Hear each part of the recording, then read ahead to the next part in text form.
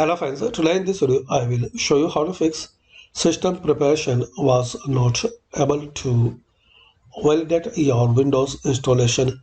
So guys, if you want to fix and resolve system preparation tool error, so just follow some easy steps. Click on start, type PowerShell. Now right click on Windows PowerShell, run as administrator. Now copy and paste some command. I will give in description if you need. So copy this command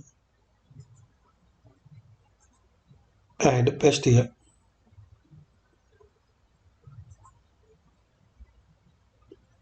Then press enter.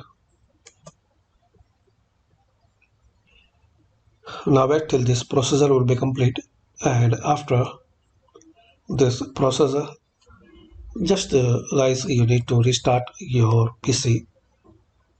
So hopefully guys, after restart, this error will be fixed.